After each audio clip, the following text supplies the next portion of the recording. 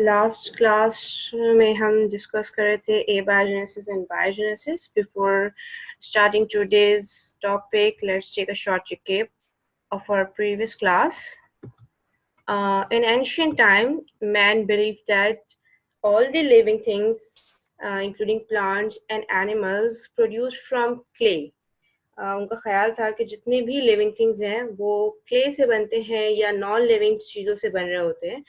And Aristotle, the father of biology, also believed that all the living things come from mud. जितने भी living things हैं, plants, animals, aquatic life, frog, वो सब के सब mud से बने हैं. But what is abiogenesis? Actually, abiogenesis is the concept in which scientists said living things develop from non-living things. Aristotle का बिलीफ यही था और उससे पहले लोगों का यही ख्याल था कि लाइफ नॉन लिविंग थिंग से प्रोड्यूस होती है.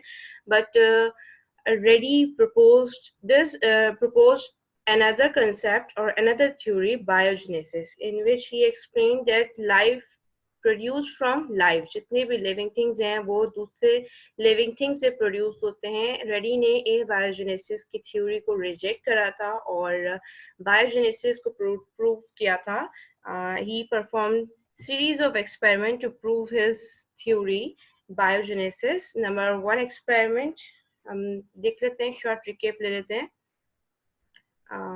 ही टुक डेड स्नेक्स और पिक्चर में यहाँ पे मीट है, ठीक है, दोनों से एक ही बात है, कोई फर्क नहीं पड़ता है. Actually ready to dead snakes and keep in the open bottle, and after 3 days maggots appear. He observed few maggots start appearing on that dead snake, and after 18 days maggots transform into pupa, and then he transferred some pupa into another bottle and covered that bottle and observed around after 88 days these pupa were transformed into flies, और flies भी वो जो उन dead snacks पर visit किया था. तो उसने ये बताया कि लाइफ जो है वो लाइफ से प्रोड्यूस हुई है. ऐसा नहीं है कि डेड स्नेक से मक्खियां बनना शुरू हो गई. मक्खियां तब बनी क्योंकि उन मक्खियों ने उस डेड स्नेक का या डेड मीट का विजिट किया था. तो उसने इसी बात को प्रूव करने के लिए एक और एक्सपेरिमेंट किया था. And he made 2 groups, control and experimental group. और मतलब 4 बॉटल्स उसने रखी थी, 4 कवर्ड थी, 4 अनकवर्ड बॉटल रखी थी, और उनमें जो ऑर्गेनिजम्स रखे थे सारे डेड थे और उनकी सीक्वेंस कुछ थी. 2 में डेड स्नेक्स रखे थे, मतलब 2 open and 2 covered bottle contains dead snake, 1 contain meat and 1 contain dead fish. तो 4 के उसने ये ग्रुप्स बनाए हुए थे, 4 को उसने कवर कर दिया था और 4 ओपन रखे थे. अब आफ्टर फ्यू डेज ही ऑब्जर्व अगेन फ्लाइज आती हैं और फिर उसमें मेगॉट्स अपीयर होना शुरू होते हैं. मेगॉट्स अपीयर होते हैं सिर्फ उनमें जो बॉटल्स ओपन थी, जो कवर्ड थी, उनके अंदर कोई लाइफ प्रोड्यूस नहीं होती. सेम वही चीज जो एक्सपेरिमेंट 1 में उसने ऑब्जर्व की थी, दोबारा वही रिपीट हुई थी, लेकिन सिर्फ किसमें, जो बॉटल्स ओपन थी, जो कवर्ड बॉटल्स थी, उनमें कोई लाइफ प्रोड्यूस नहीं हुई. तो again he prove that life come from life. जहां पर लाइफ आई यानी कि फ्लाइज आई थी वही लाइफ प्रोड्यूस हुई, और जहां लाइफ नहीं आई यानी कि फ्लाइज नहीं आई वहां लाइफ प्रोड्यूस नहीं हुई. But some worker criticize his work because he believed that they believe that कि abiogenesis के लिए एयर का होना बहुत जरूरी है. उन्होंने इसके एक्सपेरिमेंट पर ऑब्जेक्शन ये लगाया कि जो कवर्ड बॉटल्स थी, जहां मेरा कर्सर है, उनका कह रहा था कि इन कवर बॉटल्स में एयर नहीं आ रही थी, दैट्स व्हाई यहाँ कोई लाइफ प्रोड्यूस नहीं हुई. क्योंकि उन वर्कर्स का या उन साइंटिस्ट का ये ख्याल था कि एबायोजेनेसिस तब होता है जब एयर आती है. यानी कि वो कह रहे थे कि नॉन लिविंग से लाइफ तब प्रोड्यूस होगी जब वहां पर एयर विजिट करेगी, और अगर एयर विजिट नहीं करेगी तो लाइफ प्रोड्यूस नहीं आएगी. So Redi perform another experiment.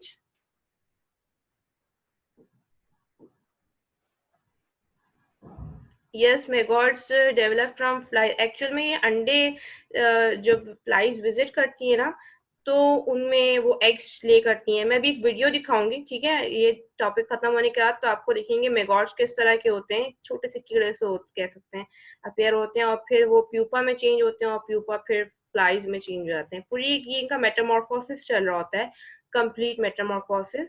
कि डायरेक्ट से वैसी फ्लाइज नहीं अपेयर होती हैं जो हमें दिख रही होती हैं, वो उनमें सीरीज ऑफ चेंजेस आ रहे होते हैं, डिफरेंट स्टेप्स आते हैं मरियम। ठीक है, I will show the video after completing this topic.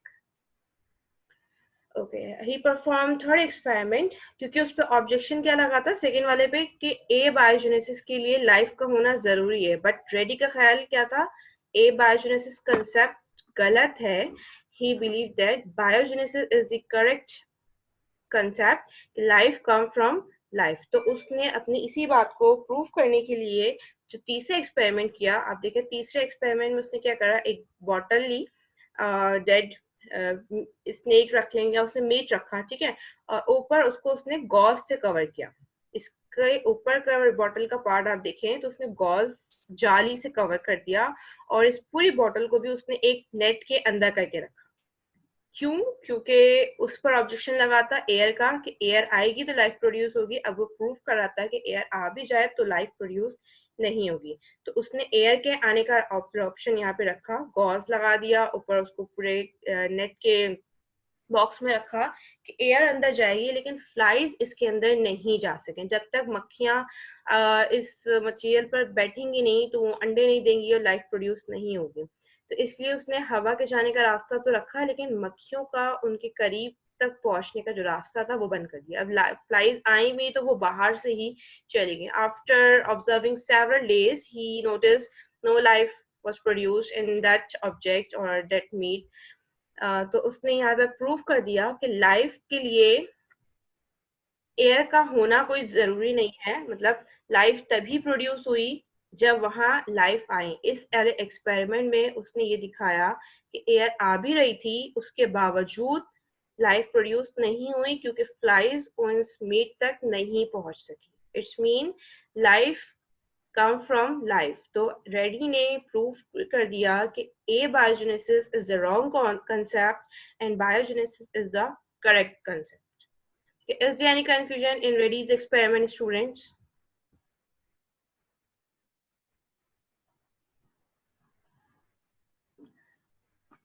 Okay, I'm showing you a video.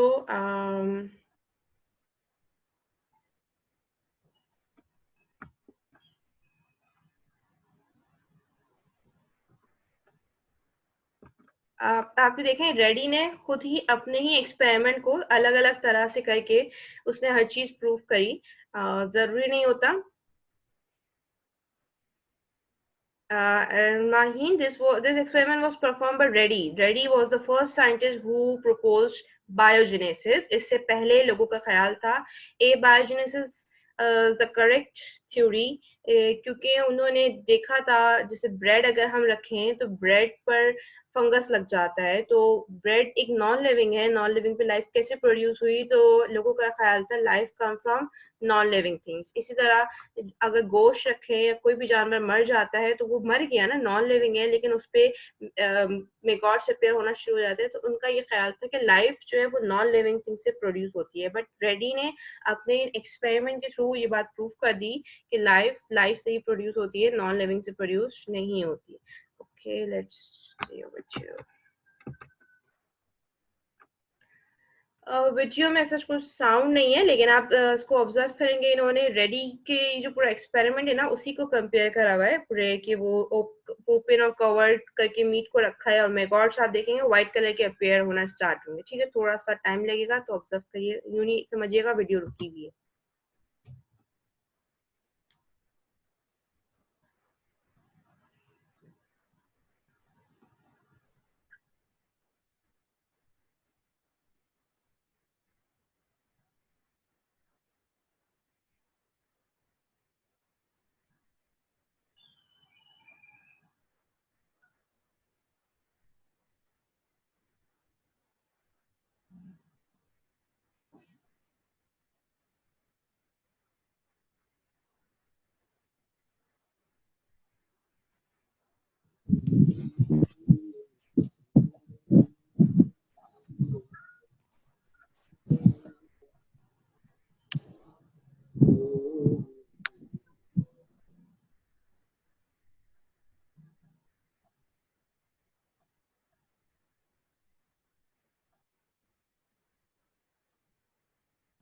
You can see very clearly maggots are starting producing in the open dish.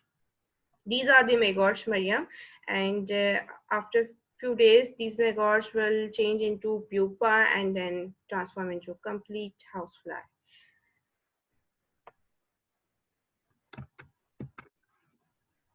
Okay, this was Reddy's experiment.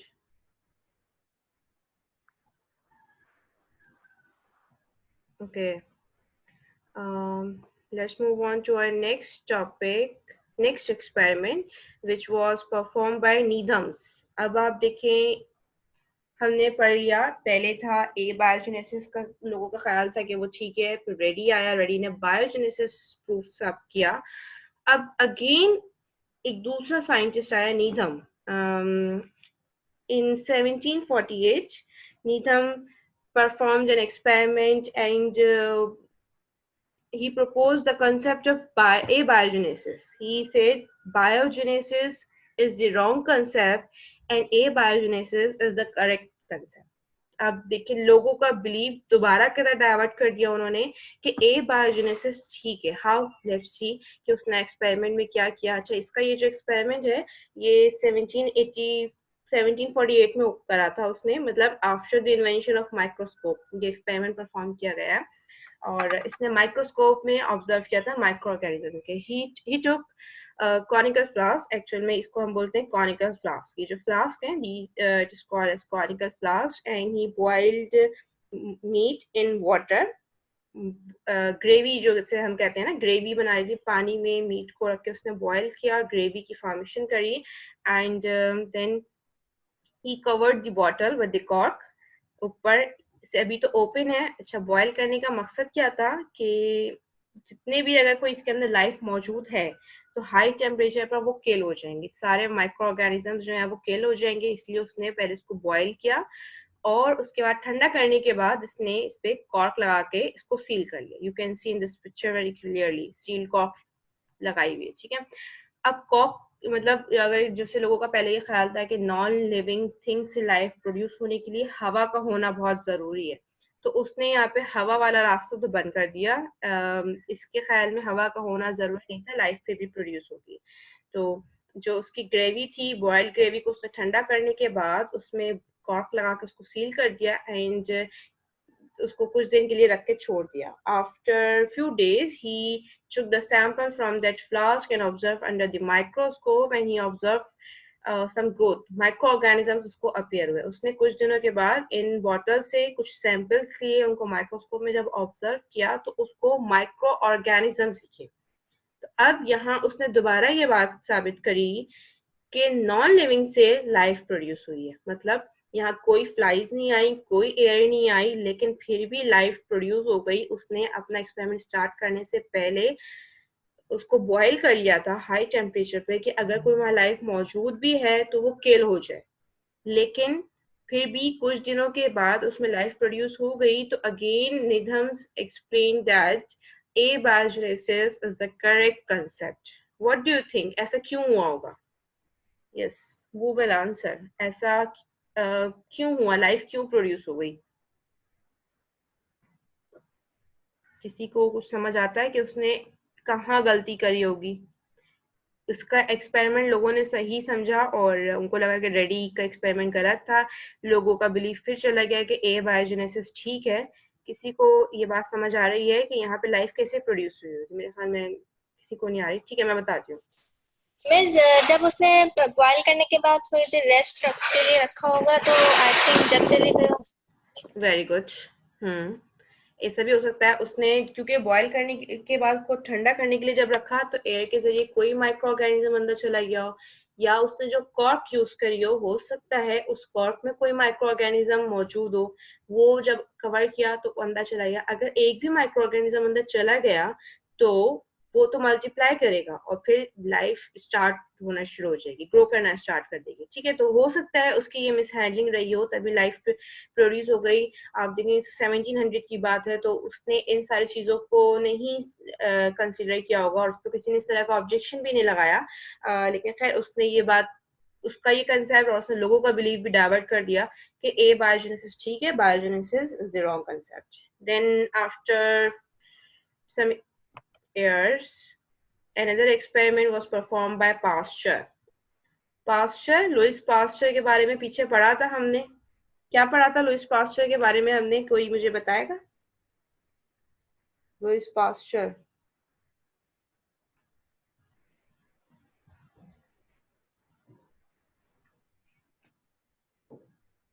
Meet living organism का बेशक है, लेकिन जब वो organism dead हो गया तो अब मीट लिविंग थोड़ी है, मीट तो डेड हो गया. अगर आपके घर में गोश्त आता है तो वो गोश्त का साइज इंक्रीज थोड़ी होगा, वो उतना ही रहेगा क्योंकि हमने उस एनिमल को जो है वो ज़िबा कर दिया है. ठीक है, तो अब वो डेड हो चुका है. यस, लुइस पास्चर का कंट्रीब्यूशन हमने पढ़ा था. कौन बताएगा मुझे लुइस पास्चर ने क्या डिस्कवर किया था? मिस लुइस पास्चर ने ना बायोजेनेसिस और एबायोजेनेसिस को कंटिन्यू किया था, उसका एक्सपेरिमेंट करना 19th सेंचुरी में. नहीं, ये तो मैं अभी हम पढ़ेंगे. मैंने पीछे जब हमने हिस्ट्री ऑफ बायोलॉजी पढ़ी थी तो वहां मैंने बताया था लुइस पास्चर का कोई कंट्रीब्यूशन था, वो मुझे सुनना है किसी से. ये तो आप ठीक कह रहे हो जो आप, लेकिन ये भी हम पढ़ेंगे. किसी को याद नहीं है? लुइस पास्चर ने बताया था, डिस्कवर किया था बैक्टीरिया के बहुत सारी बीमारियां बैक्टीरिया की वजह से होती हैं. ट्यूबरक्लोसिस स्पेशली, उसने ट्यूबरक्लोसिस के बारे में बताया था किसकी वजह से होता है. टीबी यानी कि किसकी वजह से होता है? बैक्टीरिया की वजह से. इसके अलावा मैंने आपको बताया था पास्चराइजेशन का प्रोसेस, वो भी लुइस पास्चर ने बताया था. पास्चर का एक एक्सपेरिमेंट हम यहाँ देखने जा रहे हैं, pastures experiment. In this experiment he proved biogenesis is the correct theory. और ही टुक स्पेशल शेप फ्लास्क. आप देखेंगे फ्लास्क क्या, और उसकी ट्यूब है. ठीक है, ये ट्यूब कैसी है? एस शेप बन रहा है. आप देखें तो ये पूरा, इसकी खासियत ही यही है इस पूरे एक्सपेरिमेंट की, कि उसने ऐसा फ्लास्क लिया और उस फ्लास्क के टॉप पर जो ट्यूब लगी हुई थी, और उस ट्यूब का शेप कैसा था? S shape. He boiled infusion, इसमें उसने फ्यूजन डाला, उसमें मौजूद था वाटर, शुगर और ईस्ट. इन तीनों का जो पूरा मिक्सचर बना था, सॉल्यूशन, उसको हम कहते हैं इन्फ्यूजन. उसने उसमें डाल के बॉयल किया, देन उसने उसको ठंडा करने के लिए छोड़ दिया और रख के छोड़ दिया. मतलब यहाँ कोई कॉर्क उसने नहीं लगाई, सिर्फ उसकी ट्यूब की खासियत आप देखिए कि एस शेप है और एयर भी अंदर एंटर हो रही है. Then after few days he observed no growth appear in that solution. उसने जो फ्यूजन डाला हुआ था उसमें कोई ग्रोथ अपेयर नहीं हुई. एयर भी एंटर हो रही है कि अगर कोई उस पर यह ऑब्जेक्शन लगाए कि एयर की वजह से लाइफ प्रोड्यूस होती है, तो उसने एयर का ऑप्शन भी रखा था, बट कोई लाइफ प्रोड्यूस नहीं हुई, कोई माइक्रो ऑर्गेनिज्म ग्रो करना स्टार्ट नहीं करे. Then he continued his experiment, and in the next step he broke the neck, S shape नेक जो थी उसने उसको तोड़ दिया. ये जैसे टेस्ट ट्यूब होती है ना तमशीला, तो इसी तरह से ये एक कांच की ट्यूब है, इसको हम डिलीवरी ट्यूब भी कहते हैं, बट इसका शेप कैसा है? एस शेप बना हुआ है. आप जब केमिस्ट्री के एक्सपेरिमेंट करेंगे तो आप वहां पे इस तरह की डिलीवरी ट्यूब्स यूज करेंगे, लेकिन वो एस शेप नहीं होती हैं, वो स्ट्रेट होती हैं. तो यहाँ ये खास किस्म का इसका एक्सपेरिमेंट इसने ये ट्यूब के जरिए ही किया, एस शेप होने की वजह से अपना एक्सपेरिमेंट प्रूव कर रहा है. नहीं माहीन, 1864 में एक्सपेरिमेंट किया था इसने, 1864 में. ओके, नेक्स्ट स्टेप में इसने ये जो मतलब वही एक्सपेरिमेंट दोबारा से उसने कंटिन्यू किया, लेकिन अब क्या करा उसने, इसकी जो नेक थी वो तोड़ दी. आप देखें पहले उसने नेक रखी हुई थी, एस शेप नेक थी, और उसको हवा भी एंटर हो रही थी, लेकिन लाइफ प्रोड्यूस नहीं हुई. But in the next step he broke the neck, और अब क्या हुआ, हवा डायरेक्टली यहाँ से एंटर हो रही थी. हवा में माइक्रो ऑर्गेनिजम्स मौजूद होते हैं. Our air is full of micro organism. हमारी हर चीज, हमारे ऊपर, हमारी बॉडी के ऊपर, हमारे लैपटॉप, मोबाइल, हर एक पे बहुत सारे माइक्रो ऑर्गेनिजम्स मौजूद है, एयर में भी मौजूद है. तो अब जब एयर यहाँ पे एंटर हो रही थी तो he observe after few days microbial growth start in that infusion. तो अब उसने बताया क्या कि जब नेक एस शेप नेक उसके साथ अटैच थी तो हवा यहाँ से भी एंटर हो रही थी, लेकिन आप देखें एक कर्व ये है और दूसरा कर्व ये है, ठीक है। तो जब हवा एंटर हुई उस एयर के साथ अगर कोई माइक्रो ऑर्गेनिज्म एंटर हो भी रहे थे तो वो यहाँ पर टर्निंग की वजह से यहीं एक्यूमुलेशन उनकी स्टार्ट हो गई, वो यहीं जमा होना शुरू हो गए।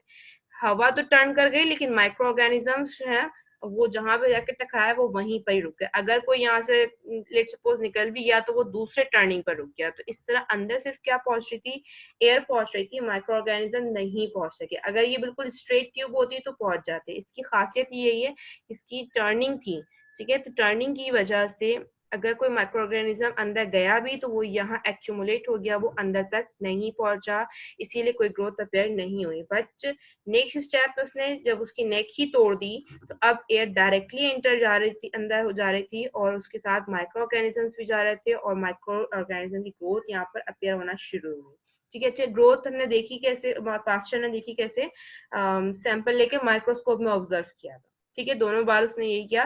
तो माइक्रोस्कोप में अब उसको ग्रोथ अपेयर होती हुई दिख गई। तो यहाँ पर उसने क्या प्रूफ कर दिया कि लाइफ से प्रोड्यूस हो रही है, मतलब एयर में माइक्रो ऑर्गेनिजम्स मौजूद है।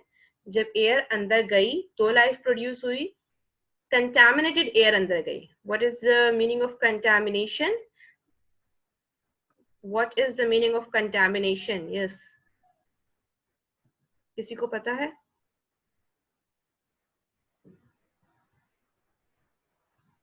जिसमें इम्प्योरिटीज मिली हुई होती है, जो चीज अपनी प्योर फॉर्म में ना रहे, ठीक है, गंदगी मिली होती है, उसको हम बोलते हैं कंटामिनेटेड।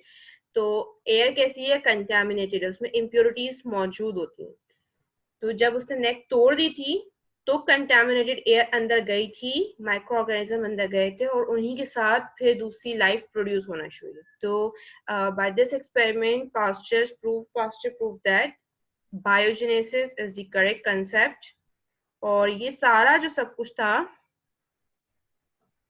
मतलब 19th सेंचुरी के दरमियान तक लोगों का यही चलता था। कोई कहता था बायोजेनेसिस द करेक्ट, कोई कहता था ए बायोजेनेसिस करेक्ट, और 19th सेंचुरी के मिडल तक यही सब कुछ चला। उसके बाद अब लोगों का यही बिलीव है कि ए बायोजेनेसिस रॉन्ग है, biogenesis the correct. If you want to ask any question, you can ask. Is there any confusion, students?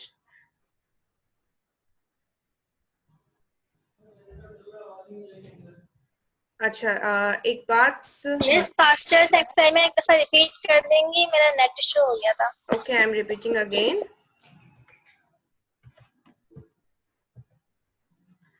Pasture ने फ्लास्क लिया था, राउंड बॉटम फ्लास्क को हम बोलते हैं।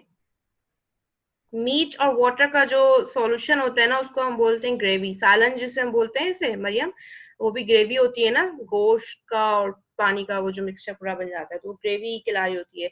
तो इस तरह उसने मीट को और उसको बॉयल जो किया था, तो वो जो सॉल्यूशन बन गया था उसको हमने ग्रेवी कहा था। खैर, पास्चर ने इन्फ्यूजन लिया था। Infusion water, east is a fungus, और शुगर, ये तीनों का जो मिक्सचर है उसने बॉयल किया था। और बॉयल करने के बाद उसने उसको कुछ दिन के लिए रख के छोड़ दिया था। बट इसके एक्सपेरिमेंट की खासियत क्या थी कि उसने एस शेप की ट्यूब लगाई थी इस पर, ठीक है। अब ये ट्यूब एंड से ओपन थी, यहाँ से हवा एंटर हो भी रही थी, अगर कोई माइक्रो ऑर्गेनिज्म एंटर हो भी रहा था तो यहाँ टर्निंग पर एक्यूमुलेट हो रहा था, मींस जमा होता गया। सिर्फ हवा अंदर गई, इस टर्निंग की वजह से वो माइक्रो ऑर्गेनिज्म अंदर नहीं गया। तो उसने कुछ दिन ऑब्जर्व करने के बाद फिर माइक्रो ऑर्गेनिज्म को ऑब्जर्व किया सैंपल लेके, तो कोई माइक्रोबियल ग्रोथ उसको अपेयर होती हुई नहीं दिखाई दी। तो उसने अपने एक्सपेरिमेंट को दोबारा कंटिन्यू करा और अब उसने क्या करा, उसकी नेक तोड़ दी। जो ट्यूब लगाई थी एस शेप डिलीवरी ट्यूब, उसकी नेक तोड़ दी ताकि एयर डायरेक्टली इस फ्लास्क के अंदर एंटर हो। जब एयर डायरेक्टली इंटर जा रही थी, we know that air contaminated होती है, उसमें माइक्रो ऑर्गेनिजम्स मौजूद होते हैं।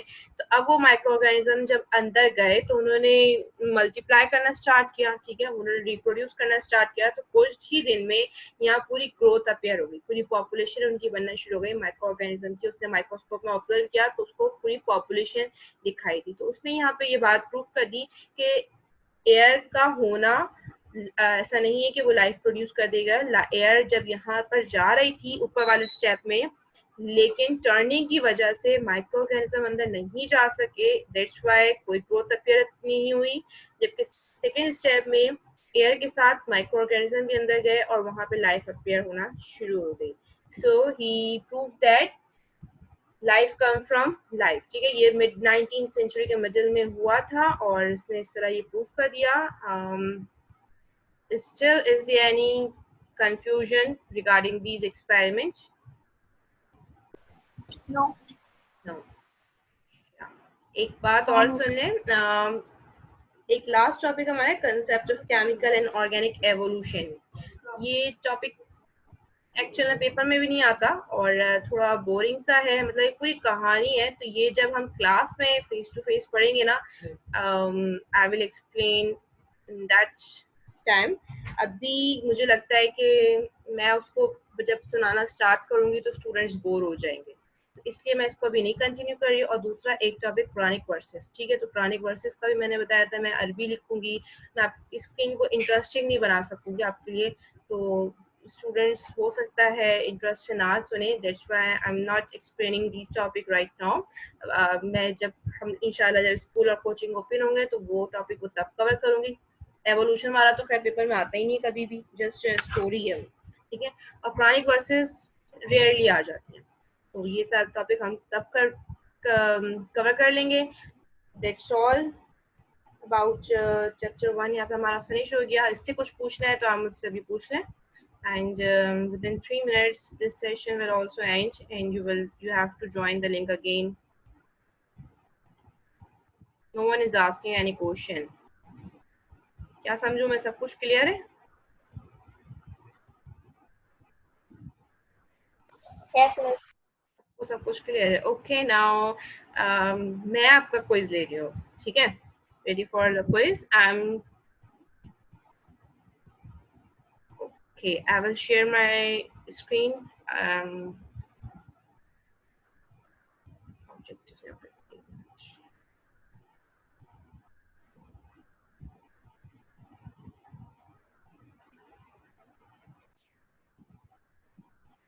Okay, MCQ number 1. Biology is the study of. Yes, move answer. Biology is the study of.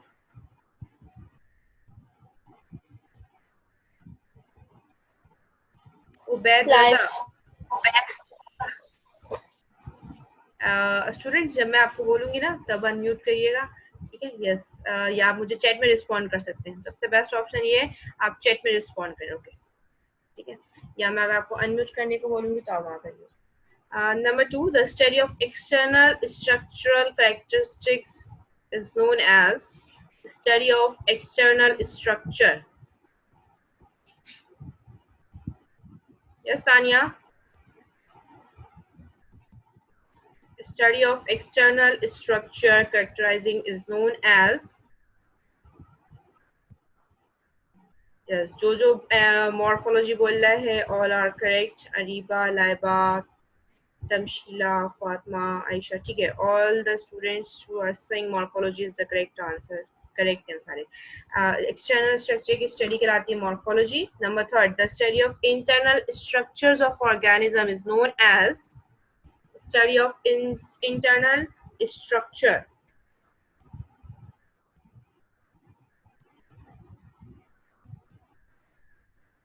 Anatomy, very good, ठीक है, सबने मुझे सही रिस्पॉन्स दिया है। Number 4, the study of inheritance including transmission of hereditary character is called, yes, number 4.